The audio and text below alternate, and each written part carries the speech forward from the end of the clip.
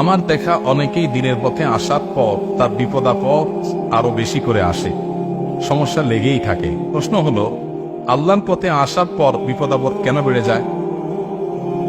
এরকম অভিজ্ঞতা আমারও আছে। আমি অনেককে দেখেছি যে আল্লাহর পথে আসার আগে তার এত বিপদ আপদ ছিল না। আমি অনেক ব্যবসায়ীকে ব্যক্তিগতভাবে চিনি, যে ব্যবসায়ী একটা সময় দেখা গেছে যে তার নামাজ কালাম পড়তো না, এত সমস্যা ছিল না, ব্যবসার দিনকাল ভালোই গেছে। এরপরে বলে, হুজুর যখনই আল্লাহর পথে আসলাম, তওবা করলাম, নামাজ পড়া ধরলাম, এখন দেখি একটার পর একটা বিপদ, ব্যবসা বাণিজ্যে আপনার অগ্রগতি নাই, তারপরে নানান সমস্যা তৈরি হচ্ছে। এগুলো কেন হয়? এটা আসলে অমূলক না। আমি আমার বাস্তব জীবনে অনেককে দেখেছি যে আল্লাহর পথে ফিরে এসেছেন, একটার পর একটা বাধা, আগের দিকটা ভালোই ছিল। এটা মূলত আল্লাহ রাব্বুল আলামিনের পক্ষ থেকে পরীক্ষা হওয়ার সম্ভাবনা সবচেয়ে বেশি।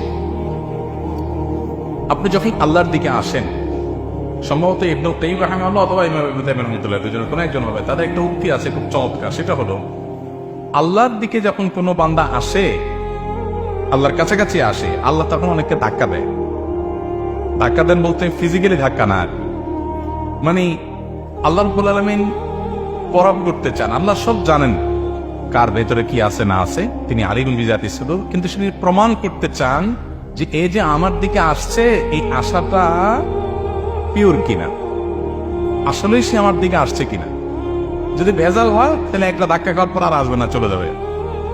আর যদি আশাটা পিওর হয়, না আমি আল্লাহর দিকে যেতেই চাই, আমি আল্লাহর দিকে দাবিত হতেই চাই, তাহলে যত ধাক্কা আসুক সে আরো জোরে আসবে, যত ধাক্কা আসুক সে আরো জোরে যেতে থাকবে।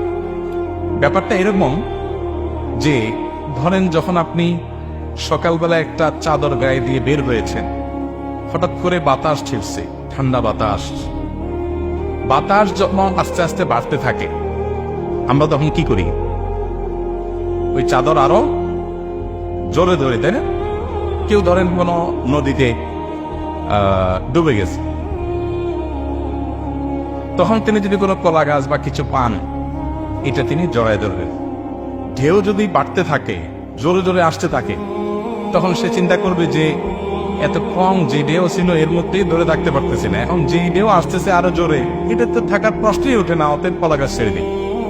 এটা করে কেউ? বরং কি করে, ঢেউয়ের মাত্রা যখন বাড়ে তার ধরাটা আরো শক্ত হয়। এটা দ্বারা বোঝা যাচ্ছে সে চাচ্ছে বাঁচতে, অর্থাৎ তার বাঁচার উদ্দেশ্যের ভিতরে কোনো খাত নাই। এটা ঢেউ যত বড় হয়, সে নিজেকে প্রমাণ করবার তত বেশি সুযোগ পায়। আল্লাহ সুবহানাহু ওয়া তাআলার দিকে যখন আপনি ধাবিত হবেন, আগে নামাজ কালাম পড়তেন না, আগে হালাল হারাম বাজ বিচার করতেন না, এখন দেখলেন যে এগুলা করার পর দেখলেন যে একটার পর একটা ঝামেলা, বিপদ বেটে বলে হচ্ছে না, অসমস্যা লেগেই আছে। আল্লাহ রাব্বুল আলামিন আপনাকে পরখ করছেন, আপনার উদ্দেশ্যে ব্যাপারে আপনি কতটা অনড়, কতটা আল্লাহর দিকে সত্যি আপনি আসতে চান, আল্লাহ সেটাকে প্রমাণ করছেন। এই জন্য ওই টাইমগুলোতে একটু সবরের সাথে পার করতে হয়। এই সময়টা পার হয়ে যায়, হয়তো কারোর অনেক লম্বা সময় ধরে সফর করতে হয়, কিন্তু পার হবে নিশ্চিত। বিদায় এই সময়গুলোতে সফর করতে হয়। আল্লাহ নবীদের কথা যদি আপনি বলেন, তো সমস্ত নবীদেরকে দেখবেন যে নবী হওয়ার পরে তাদের জীবনে বিপদের আপনার কনকটা শুরু হয়ে গেছে, ধেয়ে ধেয়ে বিপদ আসছে।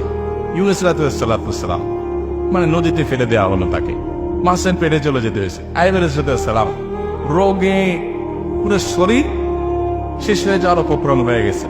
ঈসা আলাইহিসসালাম জন্মের পর থেকে তার মাকে নিয়ে অভিযোগ, অপমান, মিথ্যা অপবাদ, এরপর তার বিরুদ্ধে ষড়যন্ত্র, শত্রুতা। আমাদের নবী সাল্লাল্লাহু আলাইহি ওয়াসাল্লাম জন্মের দুনিয়াতে আসার আগে থেকে মায়ের গর্ভে থাকতেই বাবা হারানো, এরপরে মা হারানো, জন্মের পর দাদা হারানো, চাচা হারানো, স্ত্রীকে হারানো, মানে একের পর অভিভাবকগুলো সব চলে যাওয়া, এরপরে মক্কাবাসীর বাধা, বিপত্তি, ষড়যন্ত্র, শত্রুতা।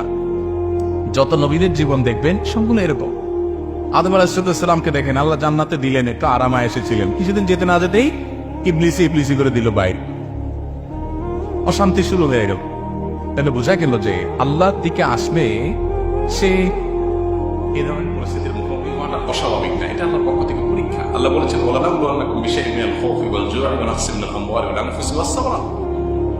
আমি পরীক্ষা করি মানুষকে বিপদ আপদ, ক্ষয়ক্ষতি, বিভিন্ন কিছু দিয়ে।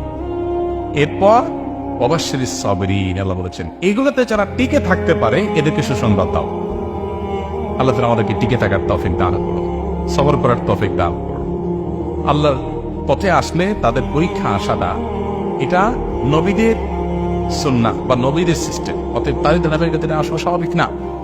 আবার কারো কারো ক্ষেত্রে হয়তো সেটা নাও হতে পারে, ব্যতিক্রম থাকতে পারে, সেটা অস্বাভাবিক না, কিন্তু বিপদ আসলে